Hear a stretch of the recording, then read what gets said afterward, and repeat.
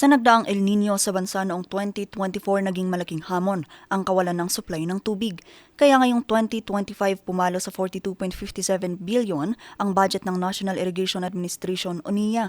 Gagamitin daw ito sa pagtatayo ng mga karagdagang dams para matugunan ang supply ng tubig sa mga irigasyon. Pagtitiyak din daw ito ng sapat na tubig tuwing tag-init. This supports our President's vision of food security and reduce hunger and poverty. Malaking tulong po talaga ang first tranche ng heavy equipment sa ating ONM, lalo na noong panahon ng El Nino.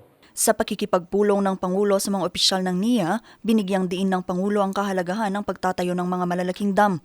Bukod sa magsusuplay ito ng tubig, mas makakapag-imbak pa ang bansa ng tubig lalo na tuwing tag-ulan. Base sa 2025 programs, activities and projects ng NIA ngayong 2025, nakalinya na sa kanilang programa ang Pump Irrigation Sub-Program na nagkakahalaga ng 20.84 billion pesos, Stage 2 ng Ilocos Norte Ilocos Sub-Abra Irrigation Project na nagkakahalaga ng 7.88 billion pesos, Balog-Balog Multipurpose Project Phase 2 na 2.49 billion at mga Special Irrigation Sub-Program na 99.5 million pesos ang halaga. Pero maliban dito, tinitignan din ng administrasyon na matapos ang 3 sa 5 malalaking dam sa bansa bago pa man magtapos ang taong 2028. Sa ganitong paraan, mas magiging posible raw ang 3 beses na pagtatanim ng mga magsasaka ng palay sa bansa kahit sa panahon ng tagtuyot.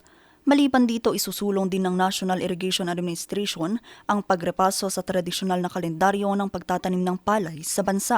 Yung pagsigluwit ko, hindi lang epekto sa association namin.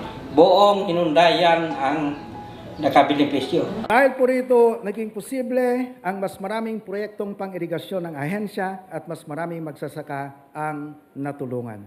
It also empowers our NIA regional offices, the irrigators associations, our farmer beneficiaries to ensure the sustainability of our irrigation systems to avoid losses and to promote more efficient use of water resources that will in turn produce better and more crops.